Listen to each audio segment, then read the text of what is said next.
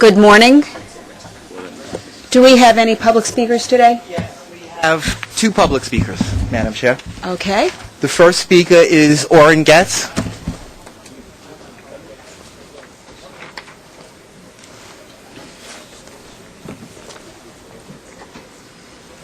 Still working? Good morning, ladies and gentlemen, members of the MTA Board. My name is Orrin Getz. I live in Rockland County. One thing that I proudly and was very happy to see last month, unfortunately, isn't working this month, and that's those new electronic signs on the 7th Avenue subway line that announce the arrival of the trains when they arrive. It's not working. It's been out for a few days, and I don't know what the problem is, but I would think that authorities from the MTA would like to get those signs working again. Another thing is the last time I mentioned something about the paper return tickets for senior citizens, and you have to go to a token booth to redeem them to get into the special fare gate. Well, I noticed that on buses you use a transfer card, an electronic card. And I was thinking that, at least in the interim, why we couldn't have one for senior citizens. So instead of giving out the little piece of paper, which you have to use a token booth, the senior citizen could go to any turnstile for his return trip and just swipe this. It would only be good for the return trip. And I think that's an easy solution to a problem that could be very, very helpful. Another thing, unfortunately, as you remove some of the token booths, the machines that you swipe to check the validity of your card and how many fares are still on there have been disabled or removed. Now, certain places they put some card swiping devices there, but in many cases they have not, and I think that's a very important issue so that people would know the values on their card so they could go to the machines and replenish them. And that's something to look into. One other item is here's a Metro card that has all the instructions in Spanish, but nothing in English. And it's supposed to be this in English. And there's nothing wrong with putting something in Spanish, but English is the language that I went to school to learn. I had to pass in English Regents, and I understand our state constitution, federal constitution in English. So please, if you have something in another language, it's great, but also you should have English on the cards too. And I think that's very important. And I would like to see also a campaign of offering Metro cards in many other locations, like the newsstands on streets. In Europe, this is a very common thing.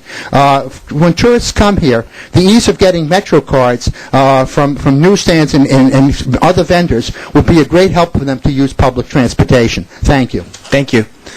The next speaker is Molly Hollister, representing Manhattan Community Board 6.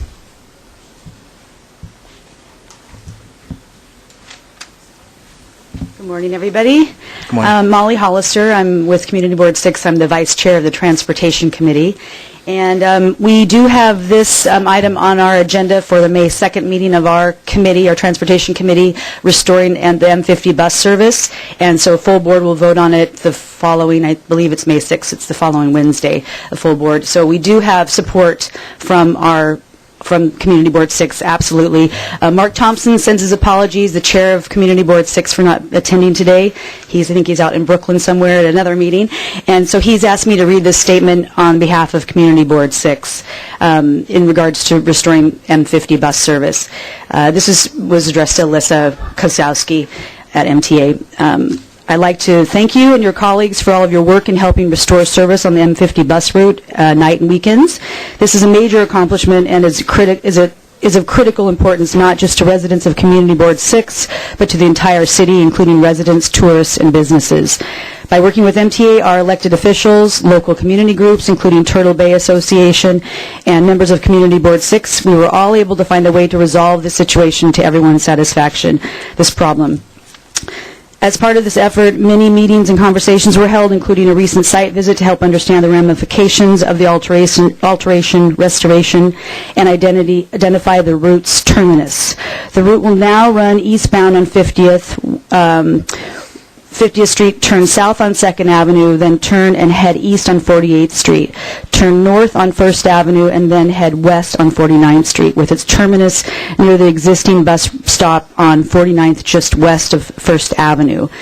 Based on that Community Board, it is clear that the restoration has wide support in community and the Community Board 6. Due to the timing of of the Community Board 6 meetings, we have not been able to pass a formal resolution of support of the restoration. Should you require a formal resolution, please let me know. We do have that already written up, but we'll have it available earlier before the May meeting. I expect it will receive strong support, absolutely. In the meantime, I'd like to confirm that at this meeting, at the next week's full board meeting, when we describe the restoration, as I have in preliminary basis at previous meetings, it's always met with enthusiastic support from board members. We look forward to restored night and weekend service on the M50, and thank you all again for making this happen. Thanks so much. Thank you. Thanks. Thank you to the public speakers. Minutes. Can I have a motion, and we'll vote on the minutes? Move the minutes be adopted. Second. All in favor? Minutes are approved. Any changes to the work plan? No. Okay, great. Tom is not here this time, but Correct. Bob, you're going to be taking the Yes. operations report. Thank you. Right, and I'll turn the first portion over to Carmen Bianco. Good morning, everyone. I'd like to start this morning with answering two questions that came up in last month's meeting. One was regarding weight assessment, and the question was, should we be looking at it on a borough-by-borough basis? And, of course, we went back after the meeting, and I believe our president sent Doreen a response on that. Certainly from a theoretical or mathematical perspective, you can certainly do that. However, that doesn't acknowledge the inter-borough aspects of our service, where we look at service from end to end. And if you look at every one of our lines outside of the shuttles, all of them travel through more than one borough. The other fact, if you just look at it from a morning rush perspective, over 51% of our morning customers will travel through more than one borough. So, in essence, the bottom line is, as management, we really want to stay focused on the end-to-end concept, and really that's meaningful, and that's the way we really want to look at it. And I think Tom sent that response to you. The other question that came up last month was on the number 6 line performance, and that it showed a significant decline in both OTP and in weight assessment, and the answer to that is yes. And part of the problem that we were faced with in January was, in January, due to the winter weather, we had 13 weekdays where we were in a winter operations plan. And essentially what that means is we have to take the fleet and lay it up underground, so the fleet is not outside exposed in the ice and the snow. And when you do that, you're going to utilize the tracks underground for that purpose, so your express train service is now running on the local tracks. And of course it creates a situation where we have to create supplemental schedules.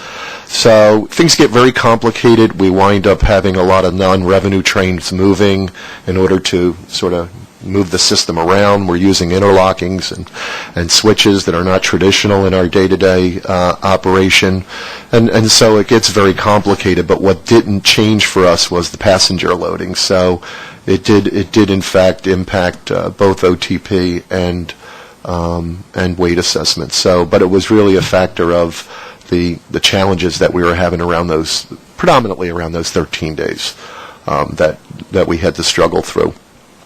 It also touched us in other ways. We have a procedure in place where we power wash our stations, but because of the weather in January, there were 21 days out of the month where we can, due to the temperatures, we weren't even able to power wash. So, very challenging period for us, and but something that, as we look at our winter operation plan going forward, we're certainly going to take that into consideration and see if there are things we can or should do to improve upon that next year. Yes, go ahead, Andrew. I'm sorry, Andrew. Yeah. Carmen, several lines, tons of lines have outdoor sections like the 6 does. So what was special that made the 6 so much worse? Just the complication of the 6, the confinement. We don't have as many trains running when you're looking at South Brooklyn. It's just a different operation completely. So we really took a look at that and said, well, if it's happening with the numbered trains, why isn't it happening so much on the B division? And it's really a factor of the delivery of service. When you have terrible weather like we had in January, do you ever run service just from Hunts Point South, for instance? I don't believe so. John? No, we don't. Is that something that maybe we could look into? That way the whole line's underground if you do that. I mean, We can take a look at that in our winter operations plan that we're beginning to develop for the following year now. Just a thought. Also, Yeah, no, we'll take a look at it.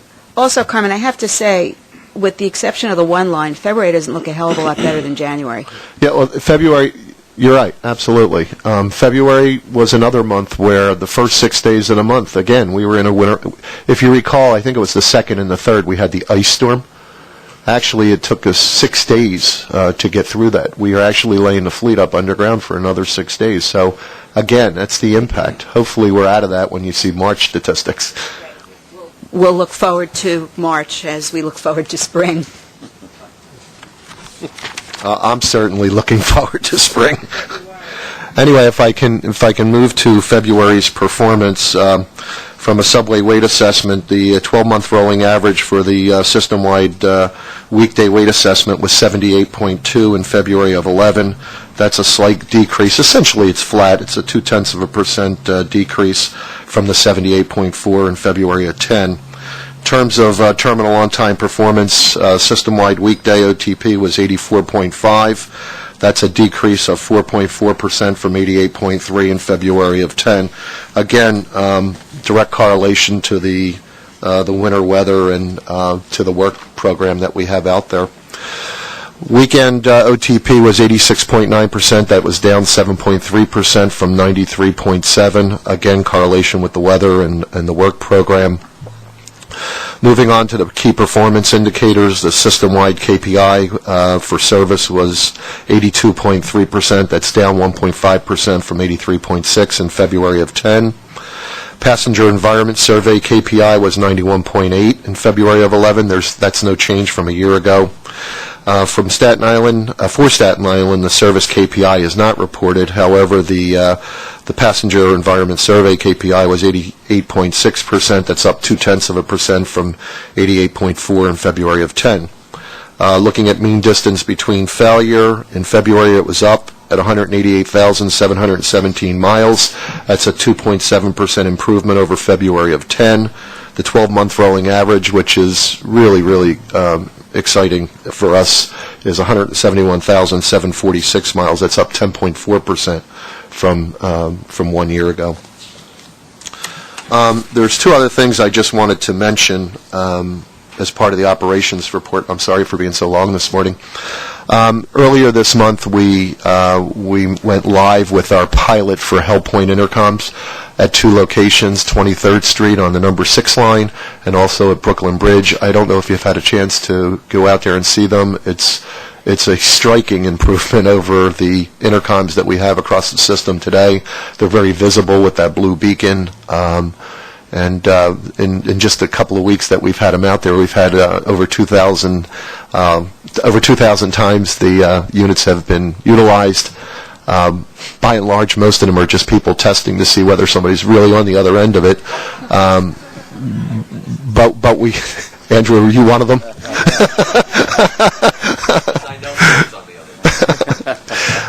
No, but the chairman was one of them. As was I. I can't help myself when I walk by one. But the fact of the matter is, out of the 2,400 cases were people calling for assistance in terms of directions, and in only 4 or 5 cases was there a call for help. So, again, we're running the pilot. The technology is what we're really looking at here. In one case, in one of those situations, it's a wireless technology that we're utilizing, and in the other, it's a wired. So we've got a few months ahead of us of really testing the system, really understanding the voice of the customer and how it's being utilized, and then I guess the decisions will be made to look at how we roll that out across the system. Lastly, earlier this month, we had an unfortunate incident at 181st Street on an elevator involving. It was 8:30 at night on April the 8th, and it involved 21 customers that were trapped on the elevator for about an hour and 50 minutes. New York City Transit was able to respond to the scene within 15 minutes of the event occurring. The fire department was already on site. If you're familiar with that station, it's a very deep station. The only way in and out is through the 4 various elevator cars.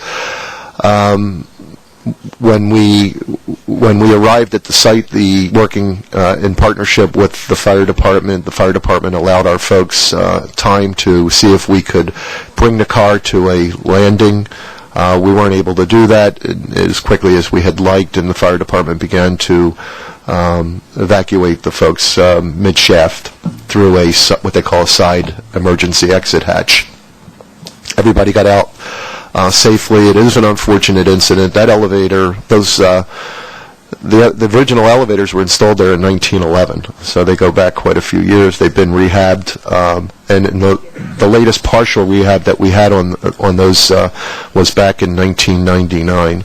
So a couple of things that we're doing, because I think for any transit professional, regardless of what city you're in the United States, and I've known Tom to say this many times, this is a challenging area for us. It's challenging to ensure that we're doing all the proper testing, all the proper maintenance, and that the availability is as high as we possibly can get it. That's what's important to our customers, and we need to keep searching out ways to do that. A couple of things that we have done in just January of this year, due to some industry standards that have changed, we now no longer use a cookie-cutter approach to maintenance to say that, you know, on a prescribed basis, every unit gets the same amount of maintenance.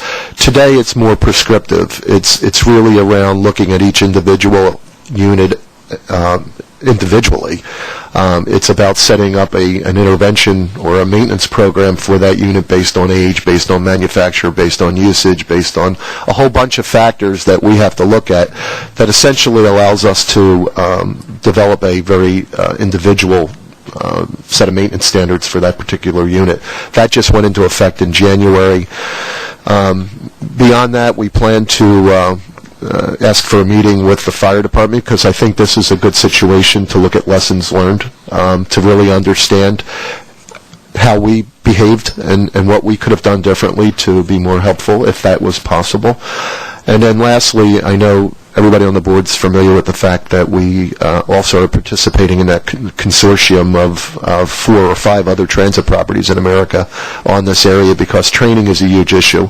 And so we're all trying to leverage learning and leverage the best practices across America. So we are involved with I think it's 4 other transit agencies in doing that, and that's going well.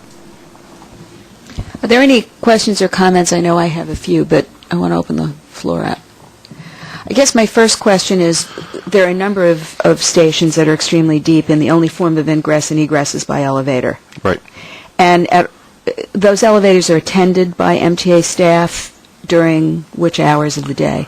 I don't know if it's 24 hours a day. I know they are. They do have at least one person. Okay. That's an important thing, I think, to underscore, that hopefully it's 24 hours a day. We have someone there that is... My understanding is there was somebody on this particular car. Yes, that day. from what I read in the press, that's true.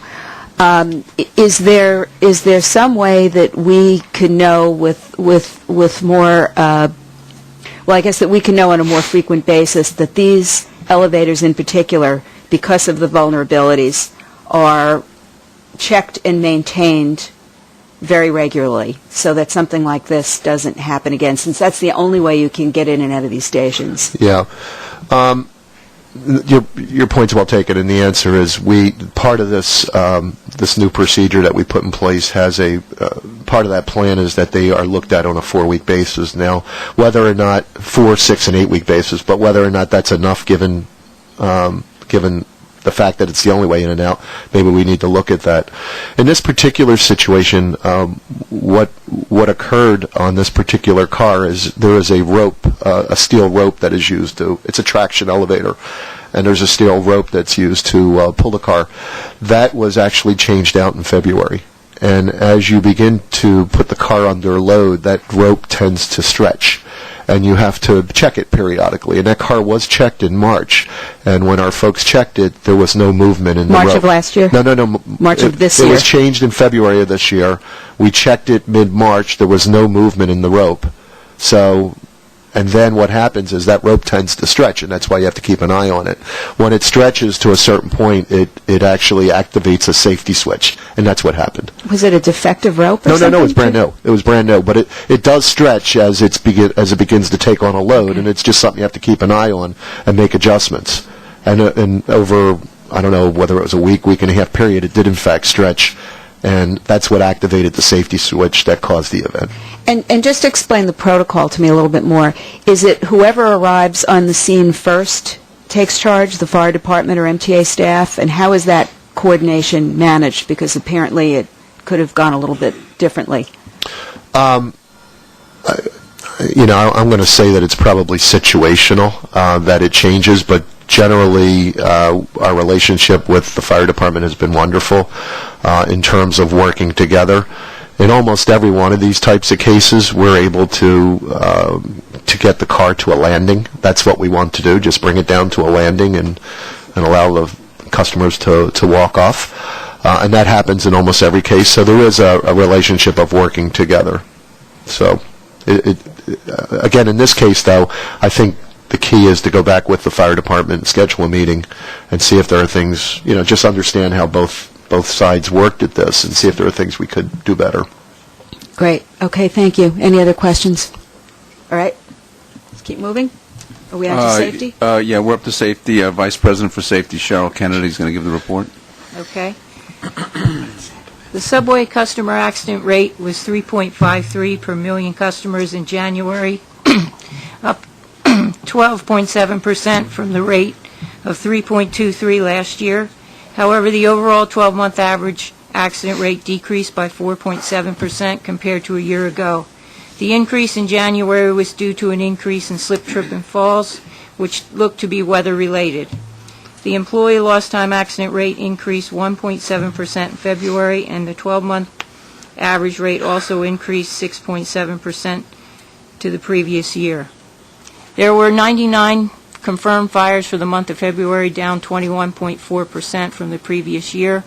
Fires decreased 2.2% over the last 12 months. 99% of all fires were categorized as being low or averaged in severity in the month of February. And I guess we can go to unless there are questions, I'm sorry. Go ahead. We'll go to the just-in-time crime report by Chief Diaz. Good morning. Again, as you see, we're up a little bit in crime for the 28th, for March and for the year to date. And you see what's driving our crime is grand larceny. For the month of March, we had 25 additional grand larcenies, which drove our increase of 24 for the month of March. And for the year to date, we've had an increase of 47 grand larcenies, and we're up to 43 crimes for the year. What seems to be driving it, particularly the last few months, are high-end cell phones, particularly iPhones. We've been seeing an incredible trend of that, of young people snatching these phones while the riders are on the train. Usually they're sitting by the door. Most of the phones they're snatching are high-end cell phones. They're very expensive cell phones. We have been successful in making quite a few arrests. We're probably in the grand larceny snatch, where they usually snatch the phone out of someone's hand. We've affected about 30% of the incidents we've had arrests.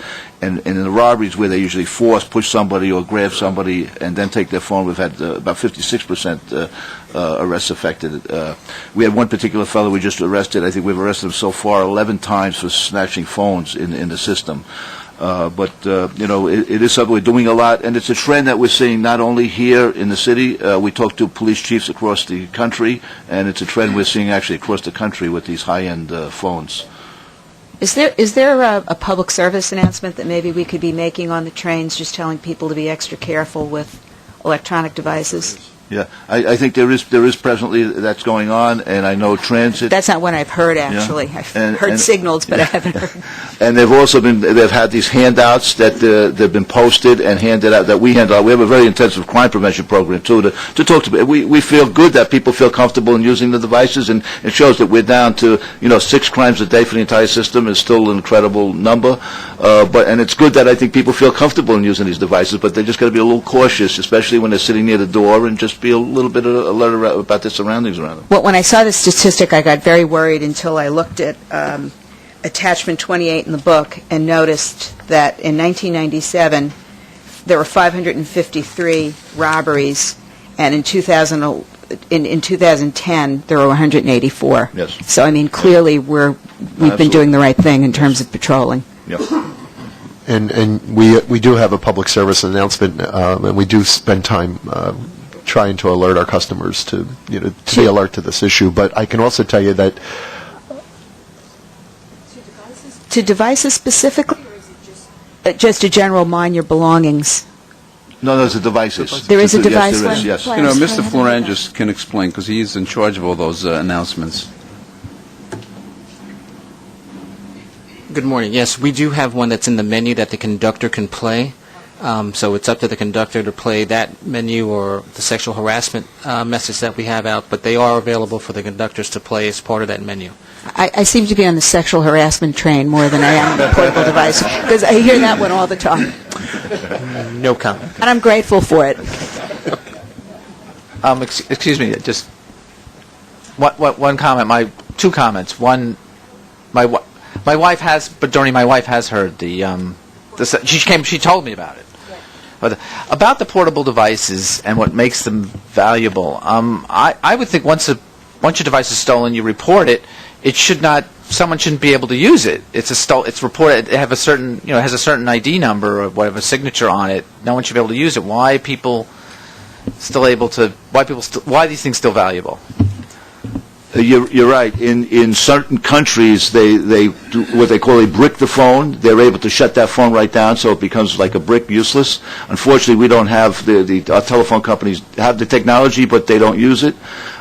Some of the phones are difficult to unlock, but we just found out yesterday. We had a meeting yesterday regarding this, and apparently there's somebody on the internet now that you can go to that'll unlock these phones, because sometimes they are locked, and some companies you can't when you use the phone. Basically, they're going to only be able to use it for music or movies. They can't be using it as a device to communicate with.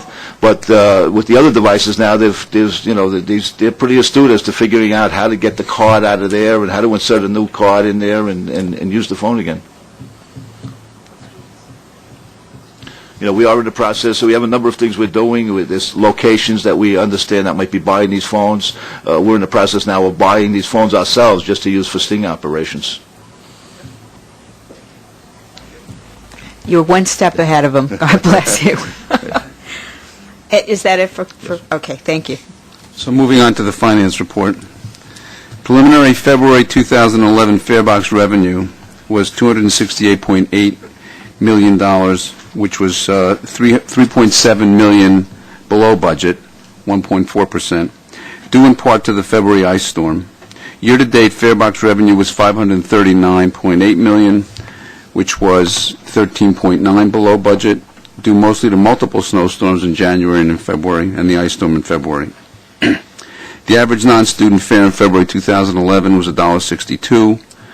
As this committee is aware, average fares have not kept pace with inflation, so in constant 1996 dollars, the average fare fell from $1.38 in 1996 to $1.10 in 2011. Preliminary 2011 operating expenses before depreciation and other post-employment benefits exceeded the budget by 12.7%, primarily due to the unfavorable timing of fringe benefit expenses, reimbursable underruns, and higher bus fuel expenses due to timing and prices. Year-to-date, operating expenses were $1.7 million, or 0.2% above budget. Turning to ridership, February 2011 ridership totaled 174 million, which was 1% below budget. Year-to-date ridership was 352 million, 2.6% below budget. February. Just looking at the ridership figures from last month and this month, I don't see the normal fall-off that you see after a fare hike. Is that a fair statement, that we didn't see that normal ridership? Not only the next point I was going to make is that February 2011 average weekday subway ridership was 5.2 million, which was the highest February ridership in over 40 years. So you're right. We saw it this time. We have not seen that yet. But these are also, early in the year numbers. So, The February 2011 ridership was 6.1% over February 2010. At that time, there were 2 snowstorms that affected the region, but even adjusted for weather differences, February ridership on a month-to-month was increased by 2.7%. Average weekday local bus ridership in February 2011 was 2.1 million, a decrease of 0.4% from February 2010, but adjusted for weather, bus ridership decreased by 4.7%. So, February 2011 average weekday express ridership was 42,000, an increase of 1.9% from February 2010. And in February 2011, average paratransit ridership, weekday paratransit ridership was 28,000, an increase of 9%. We have an early look at March results. March 2011 farebox revenue was $6.9 million above budget, and in March 2011, our preliminary look at operating expenses before depreciation and other post-employment benefits were below budget by $13.8 million, due primarily to the favorable timing of expenses. Senior Vice President Fred Smith will give the report on the capital program. Good morning. Looking to capital, commitments for the month of February included just over $50 million in construction projects, 2 major projects to report on. One is the track program. This will be the second of 3 pieces that fund our annual track program, which involves track and rail replacement. And the second is in the power category, which is a replacement of our negative cables back to the 53rd and 6th Avenue substation. Completions for the month totaled about $43 million. 3 projects to report on. One is a closed-circuit television project. CCTV at 32 stations. That project was substantially completed. Second is improvements to the 86th Street station on the 4th Avenue R line in Brooklyn, which included improvements to the platform edge, track tile walls, and the third project being a component project in the stations program on the Myrtle line in Brooklyn, which includes the replacement of platform edges at 4 stations. Fred, what are your expectations for March in terms of what will get completed in the system? We're progressing. As far as weather, we talked earlier, we had some slowdown in weather on some of the outdoor station work in January and February, but we are progressing. Our schedules for station work to be completed this year, we anticipate we will complete them, particularly on the Rockaway line, which we took the most delays, and the Brighton line work should be completed by the end of the year. Any questions? Okay. I think we're on to MTACC if there are no other questions on the operating report as a whole. Michael? Yes, good morning. I'm going to start with the Fulton Street Transit Center, and this time around I actually decided to show you pictures because a picture is worth 1,000 words. This is, I'm sorry, this is the superstructure that is being now erected. We're at the 3rd floor. We had some delays because we had a tough time putting up the crane. We had high winds a number of weekends, and we really needed a specific window in a weekend. So we expect to make up the time as we move along. This is another picture. Just so you get a sense, this is part of the, remember, it has 2 donuts that will be actually housing a variety of things, potentially that are enclosed in glass. And what you see in the middle will actually be the ability of the light to come through from the top. This is actually looking northwest at the same thing, and we started to put up the stairs next. This is the AC mezzanine. It's hard to see it. These are the glass tiles on the AC mezzanine to the west side. I'm sorry, the east side of the mezzanine, where we actually removed already the center column. And actually, quite frankly, the picture doesn't make any justice to what's there. It's actually beautiful. We started to reinstall the marine murals. We're putting them back, and these 2 already have been back in place, and there is a third one You can see the people are working on it. These murals date back to 1913, and they've been actually installed at one time in the basement of a hotel in Herald Square. So they're here. Let me move to the number 7 extension. I'm just gonna. The project continues to just don't move the thing yet.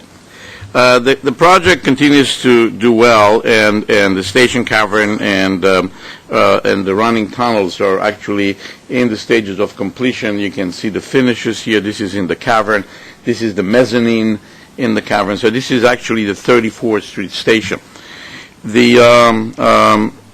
Actually the progress there is quite significant, and we're also working on site L, J, and K at the same time.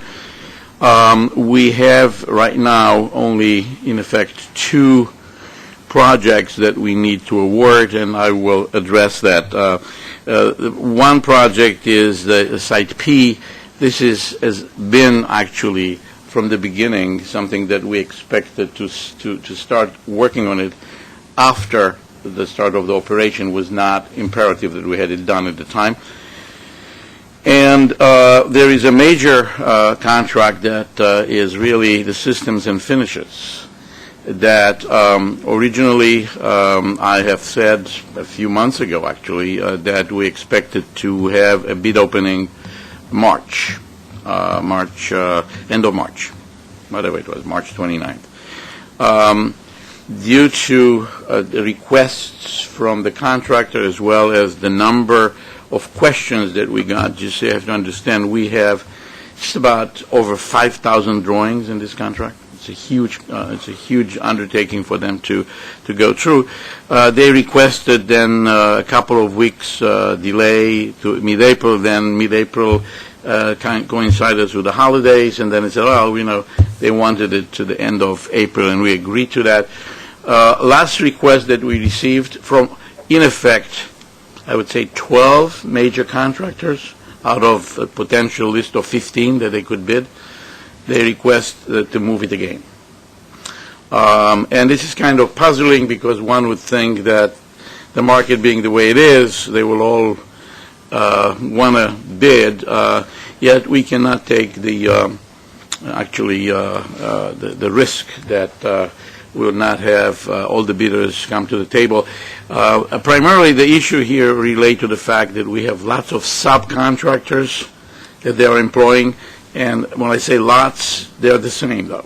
So these people need to do a lot of work for the prime so they can submit a bid, and there's apparently a lot of demand for the services. So at this point we are actually we cut off the question period because there was what they do is in order to prolong the agony, they will in the last day before the closing they send you 500 questions, and then you have never time to put it back. So we stopped that, and at this point we have May 16th as the date of the bids.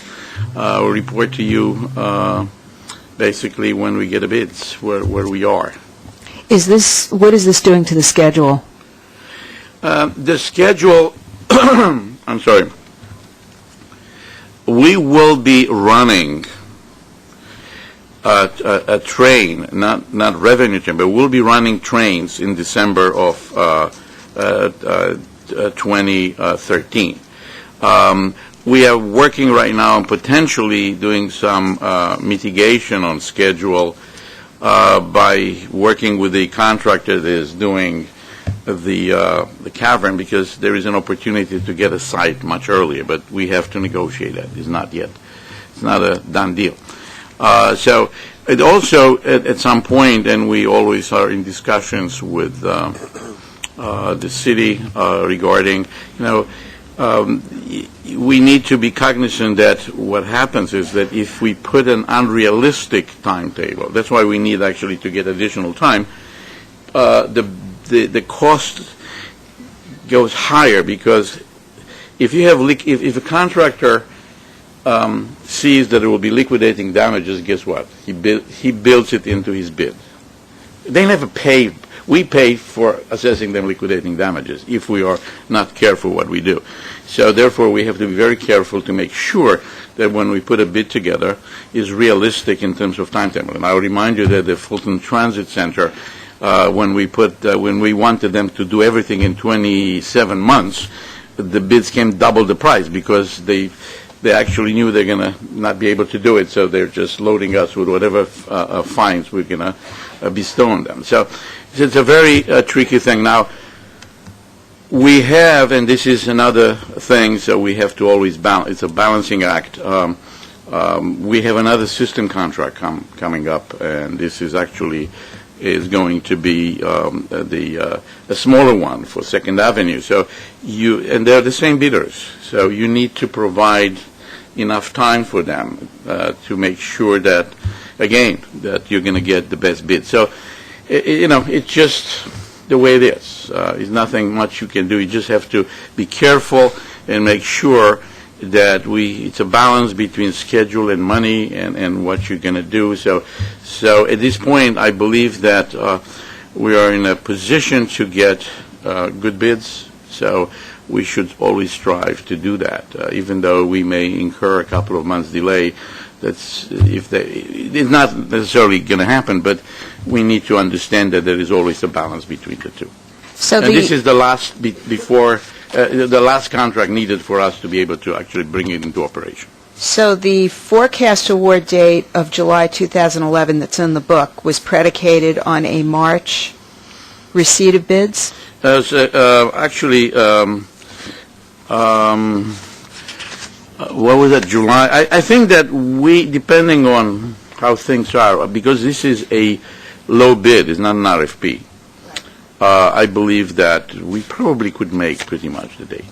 Okay, we may be pushed a little, but not much. Okay. With a receipt in mid-May, we could still... it's a push, but it's pretty impressive if you could do that. But we will try to do that as much as we can. But it's a push. I'm not going to tell you a story here. But and you're saying there are at least a dozen bidders that you're... we are right now have seen, in our opinion, 12 to 15 bidders that are potential bidders. And when will the systems contract on Second Avenue be put out? Right now, and but we expect it to go June 2nd.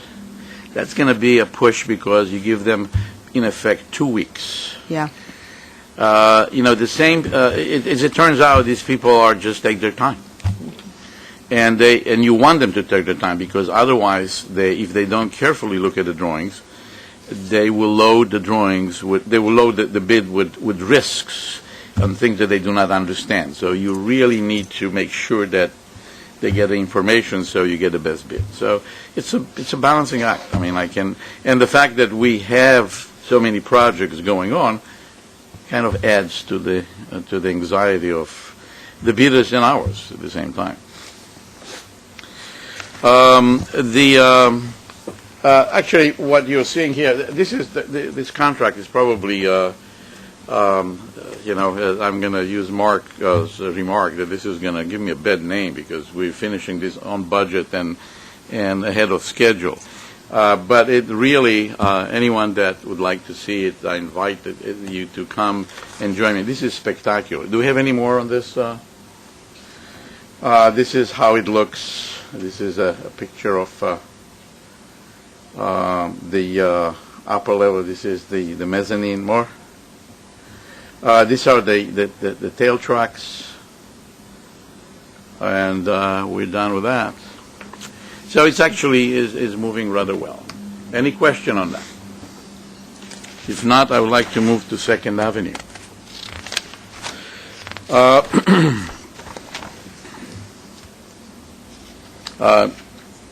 Ginny? Hold off. Can you going back? Okay. The Second Avenue, I'm going to start with the tunneling work. Can you take this down? That's distracts me as well. And we'll put it back. The TBM on the western tube, as you know, completed its run It went to 65th Street. We pulled it back. It was actually, it started mining the East Tunnel, the other one, on March 21st, ahead of schedule that we had. And the ground freezing operation was completed by that time, so we could go through. Actually, the work started on March 22nd and completed the mining through there, and the installation of the liner was done by April 1st. When we go to frozen zones, the TBM operates 24/7. You don't want to stop, so it won't freeze there. And the liner is installed as we go behind.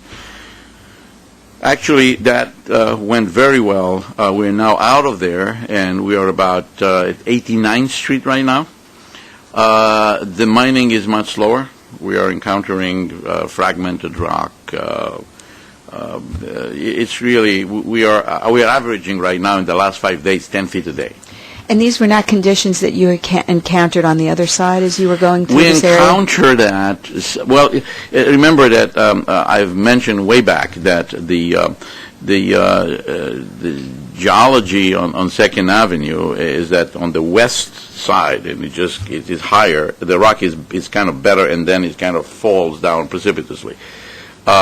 We had encountered problems in the I believe in the 80s, we had similar problems if you will watch the video that I have given you, they actually show one of the guys sitting there, and he said, well, it looks pretty bad. He said, we hope not to see the daylight. He said, when you're 80 feet below and you see daylight, it's not that good. So we are encountering right now similar problems just about around 89th Street.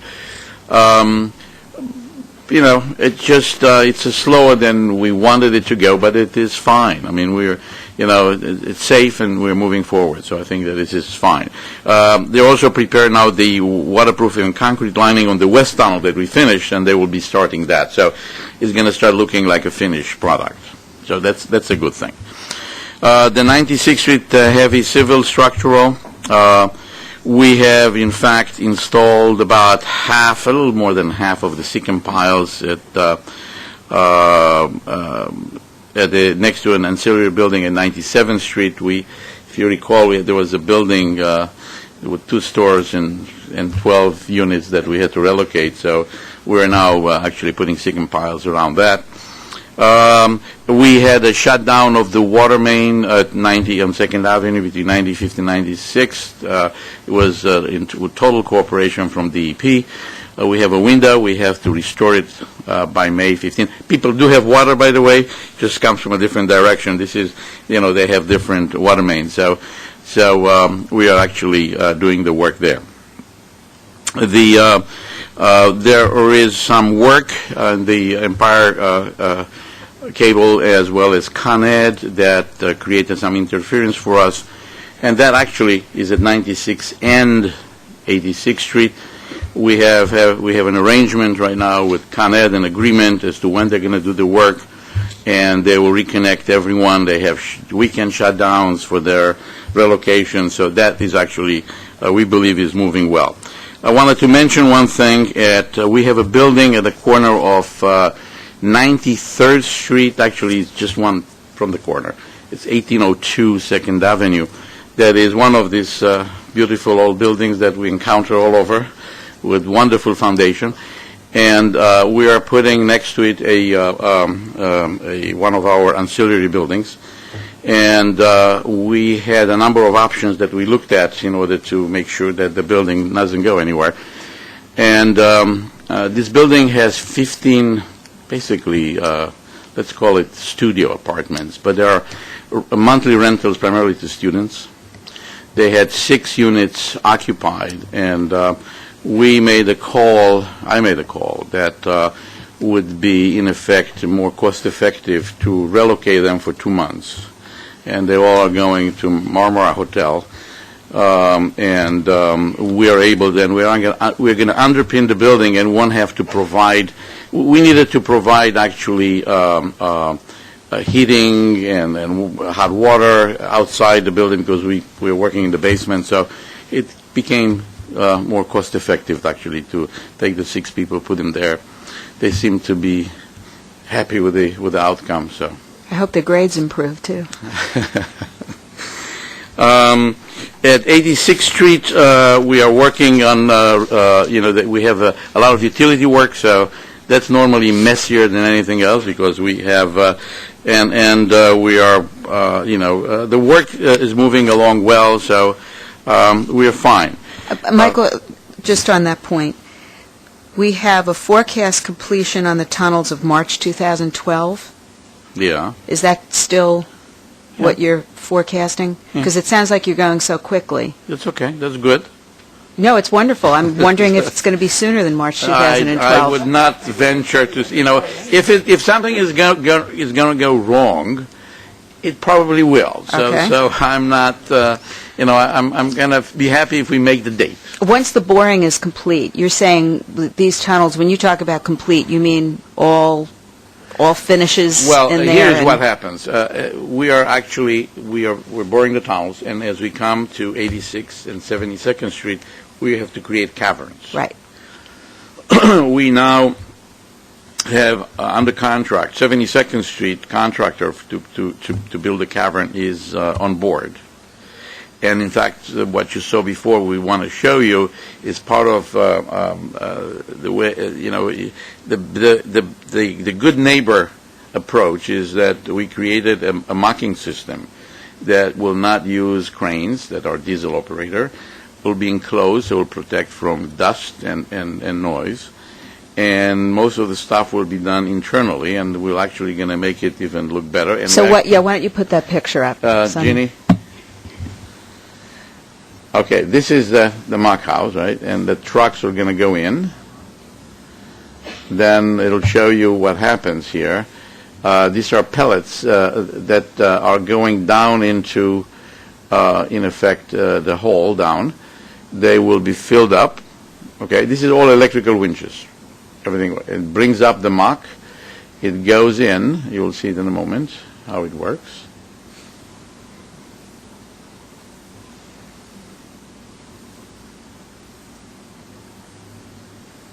And then it drops the muck into the truck internally.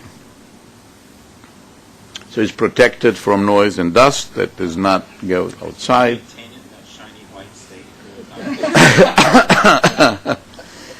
I'll tell you in a moment what we expect to do with that, actually.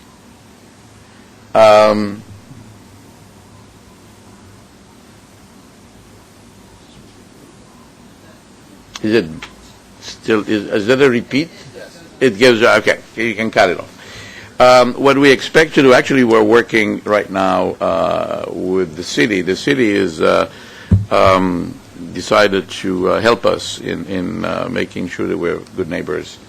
And we were going to potentially just do something to the white surface that will look funkier or nicer. We want, if you look at what we did up north, we put Shop 2nd Avenue stuff on that. So we'll do something that will, keeping it white is a challenge, absolutely.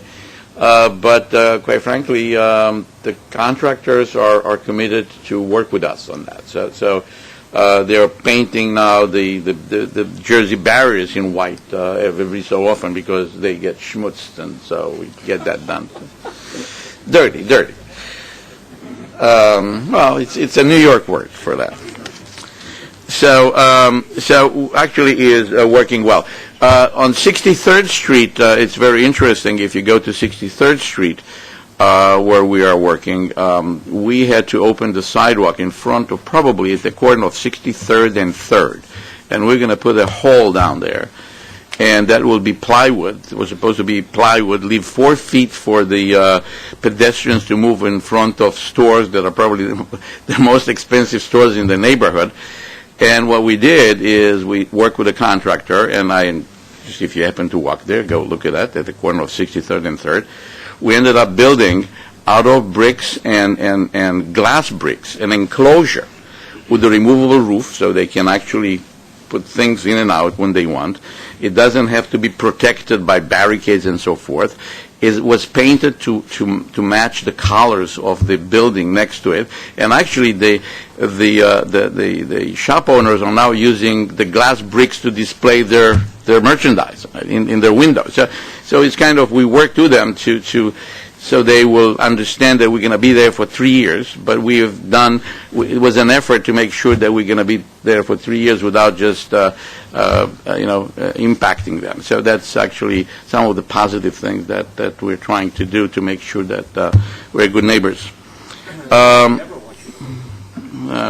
Michael, Yes. when do you anticipate having the TBM join the 63rd Street line? I mean, when will you make that connection? The eastbound is supposed, by the end of the year, we will be there. There is also, so you understand, on the cavern, 72nd and 63rd, we're blasting. That's going to get, and also on the western tunnel between 65th and 63rd, we were unable to go with the TBM because of the curvature was very sharp. So over there, we will have to blast. So, it's a combination of things. The one other thing I wanted to point out that we had a bid on 86th Street. We were hoping to have had an award by April 19th, and it did not happen. Quite frankly, I'm going to report at CPOC, and if anyone at that point wants to know more, because it's in procurement, we'll have to go in executive session to explain that. Okay, any final questions? Thank you, Michael. You're welcome. Can we move to procurement? Yeah. This month, the procurement package includes procurements from both NYCT and Capital Construction. It's 11 actions totaling $5.6 million. And I also just wanted to notify the committee there are 5 other procurements that are not in this package that are part of the all-agency procurement initiative, in which some New York City Transit items are also included. If you need an explanation, that we can provide it, but they're not in your book. They will be presented to other committees and eventually, if approved, go to the board. Could I have a motion, and then I'll take questions? Are there any questions on any of the procurement items? Okay, could we have a vote to move them to the board? All in favor? Okay, service changes? Service changes. Before I move to explain the service changes, President Prendergast received a letter from City Council member Vincent Gentile. He asked that it be distributed to the members. I have copies here. They're going to be distributed to you. I guess I can just pass it? Sure. And basically, he expresses support for the changes that we're going to describe in a few minutes on the X37 and X38. So Section 7 of the agenda explains, first, our summer bus service changes, and then also 3 changes on specific bus routes. The first proposal in this month's package involves the bus schedule changes planned for implementation July 2011. As the committee knows, routine bus schedule changes include adjustments based on ridership demand to comply with board-adopted loading guidelines. Accordingly, and in compliance with those guidelines, we're proposing 30 schedule changes on 20 routes. This was not really a budget exercise, but this will result in about $400,000 in savings. And I just wanted to point out to you on page 7.4 of the package, we have changed the format in which we describe these kinds of periodic changes. We've done that to try to make it clearer and provide a little bit more information. So in addition to showing changes in headway at particular times, as we've done in the past, we've added for the committee's information how these changes affect board-approved loading guidelines. In addition, the table shows the changes for the most representative hour during the 4 periods shown rather than a set hour as we did before. And the intent is to better reflect, so you can see the actual headway changes. And to make the information more comprehensible, we've also highlighted the headway changes and separated out weekday and weekend changes. So we certainly look forward to any comments you may have on this, but we're hoping that you'll find this a more an improved description of the changes that we make. I certainly think it is an improvement. Any questions on this, Andrew? Having the format like this is a definite improvement, but it doesn't make the subject matter that much more palatable, unfortunately. The M57 gets decimated almost every time we do these things, and I note that it looks like you're cutting the local service, where you now have the SBS on 1st and 2nd Avenue. You're cutting the local service, and so many of those residents have complained about that, they are forced to take the SBS versus the local now because the stops are so much further apart and the service is so much less frequent, and you're looking to make it less frequent again. So are you increasing I guess you're increasing the SBS buses to make up for the loss of the locals on 1st and 2nd Avenue? Is that the idea? Judy? Judy has the details. I figured. This is Judy McLean, by the way. Sorry. Basically, in terms, when we instituted the SBS service, we did increase service for that. And now, as we expected, ridership on the local service has gone down. This is a relatively minor reduction, and if you actually look at the percent of guideline percentages, we are still well below 100%. So we've been very conservative in how we've cut the local service. And the answer on the M57? Ridership is really down on the M57. We will be adding back the M50 weekend service, which may help in that corridor, the crosstown services on the weekends. I mean, every time we do this, the M57 is down, so you have to wonder, is the ridership down because the service is down, or is it the reverse? Sunday mornings on the M57 are unbelievable now. That's a major crosstown street. And I'll talk to you about the M50 in a minute. Okay. Okay. Well, if there are no further questions, then I'll get to the M50. Go ahead. And I'm sorry, Alan. You're so far away, I could barely see you. Yeah, well, Staten Island is a remote part of the city, first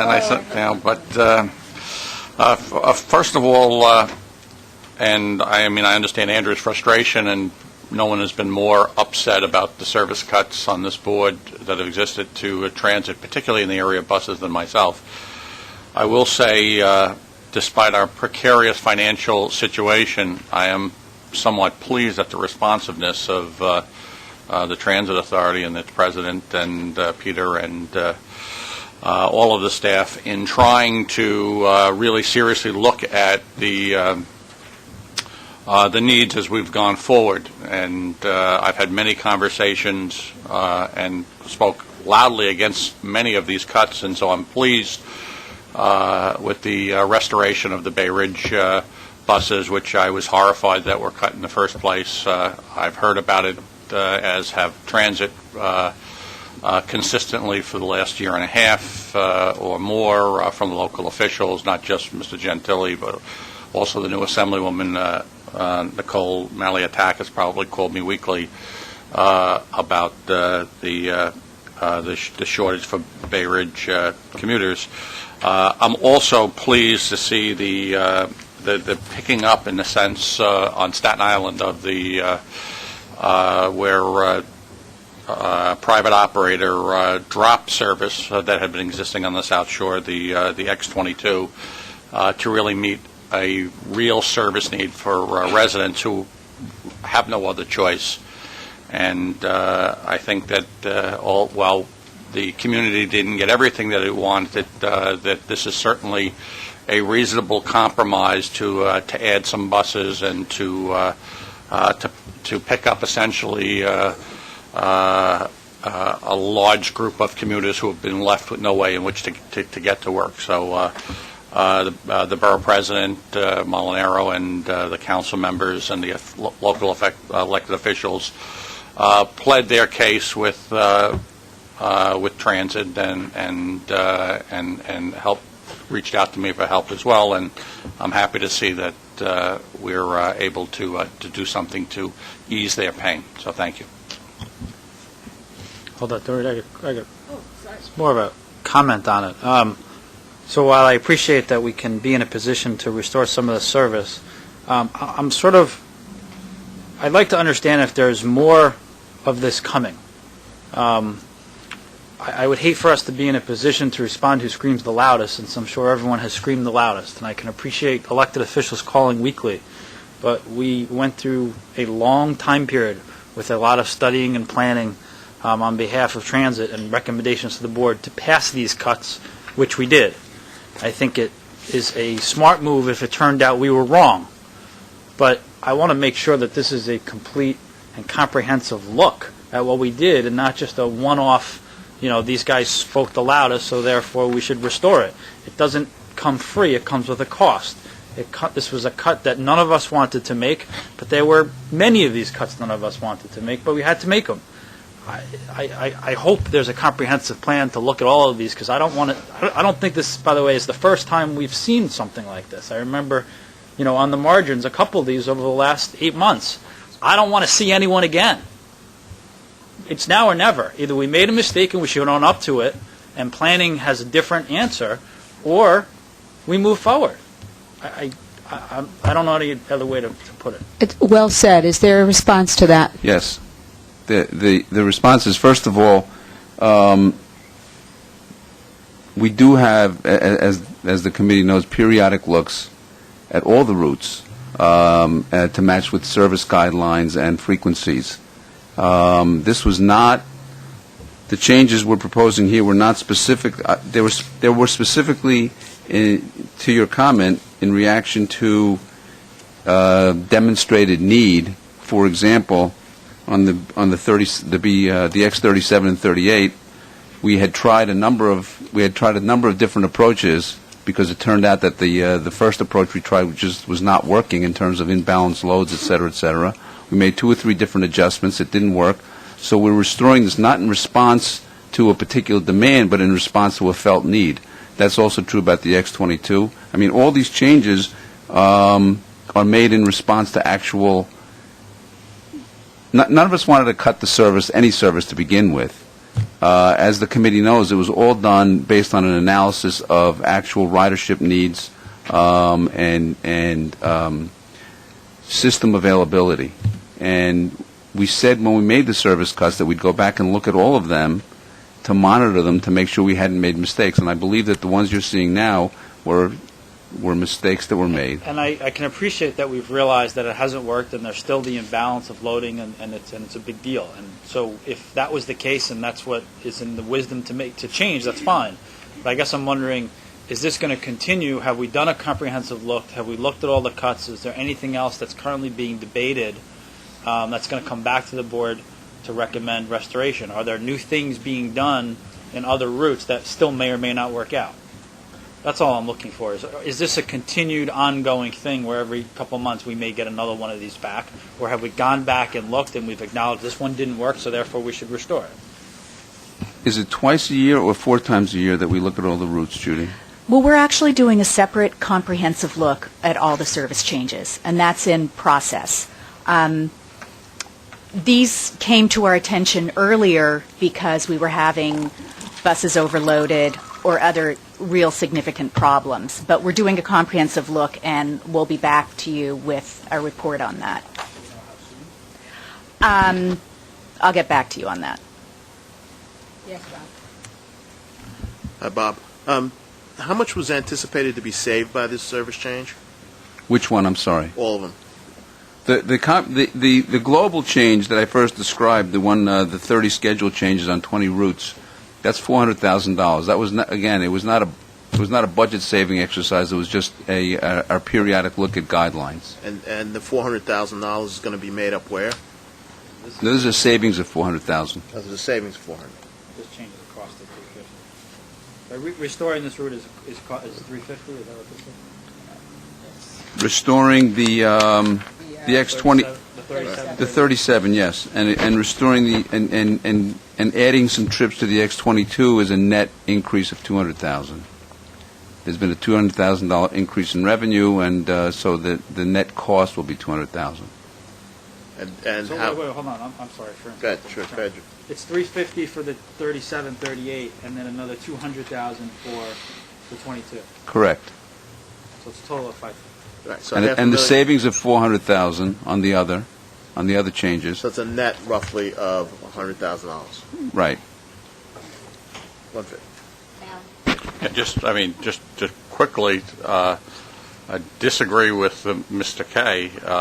I would hope that we would constantly be looking at our bus operations and where there are overcrowding and people are standing up on the buses, as has been the case in a number of these situations, and the promise having been that we would restore service where that occurred, that we would do that. And when private operators who receive stipends from the city drop routes and leave hundreds of passengers with no way to get to work, that we would step in. So, again, I think that this is an exercise that should occur as often as practicable.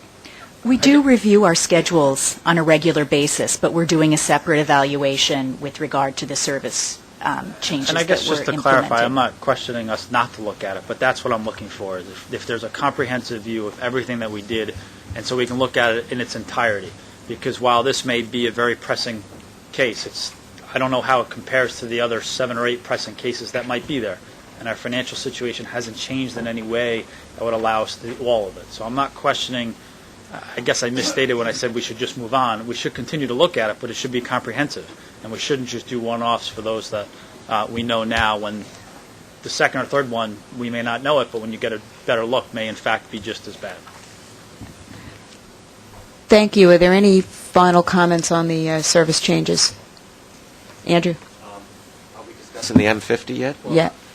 Or do you want to say something, Bob, about it? Or I didn't have all that much to say. I was going to say Okay. that, as you see, we have restored cross-town service on weekends, which and so therefore that covers the area between 42nd and 57th Street that wasn't covered on weekends before. And as you heard, Community Board, we worked extensively with the community, and this is basically a no-cost change because we've eliminated some of the service that went north and south. Okay. I just want to say I'm really thrilled that you're restoring M50 service. I think the proposal that we have before us is doomed to failure, however. Half-hourly service on a major midtown, crosstown route is doomed to failure. Nobody's going to wait a half hour for a bus when you have all these other options. I mean, if we really are serious about restoring M50 service, it should be at least at the frequency of the other crosstown routes, every 15 minutes, for instance. Who's going to wait a half hour for a bus in Midtown Manhattan? I just don't see it. I just think we're going to be back here in 6 months and say, oh, nobody rode it, so we're getting rid of it. I just don't think it's... I mean, I'm thrilled that you're putting it back. Don't get me wrong on that, but half-hour service in middle of Manhattan? Well, again, this is on the weekends. There hasn't been service there for a while, so I think we will see how it develops. I do also want to point out we have half-hour headways on the M57 in the morning, in the late mornings, morning. yes, in the mornings you do, but not midday. Yeah. And as I mentioned earlier, that one has been systemically cut back every time we do these. So It's a very fair point. Andrew, one of the reasons... Our funding has been systemically cut back as well. I understand. But Yes. This was developed with the community as a cost-neutral proposal, and they were they were accepting the half-hour headway. I know that it's a pretty long headway, but it was what we could afford with the money we saved, given the shortening of the route. I don't mean to rush you. We're sort of at the end of our time, but there are a number of other additional service changes. Do you want to just walk through those very, very quickly? On the X22. the X22 in Staten Island, we're just as was noted, the Atlantic Express dropped the service that they'd been providing to the park and ride lot and at the Outer Bridge Park and Ride lot. We have increased some service on the X22. Some of it will serve the park and ride lot, some of it won't. And that's Okay, so that was pretty simple, I think. And on the X3738, we also briefly discussed that. That was a service that was totally cut last summer. That left a lot of riders without rides. In late last summer, we extended some X27, X28 trips to Midtown. There was a lot of imbalance in the loads. In January of this year, we tried, we instituted the X27B and the X28B to try to bypass some of downtown Manhattan.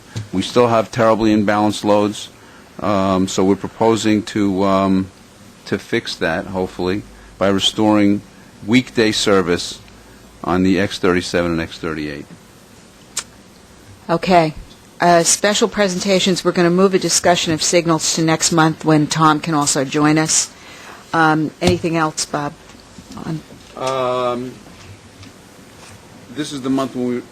Sorry, this is the month when we report a review of NYC Transit and Staten Island Railroad financial results for 2010. On the for New York City Transit, on an accrual basis, operating expenses were higher than estimate by $54 million, about just under 1%, due mostly to reserve adjustments for workers' compensation and public liability claims. On a cash basis, we finished the year $92.3 million, better than the estimate.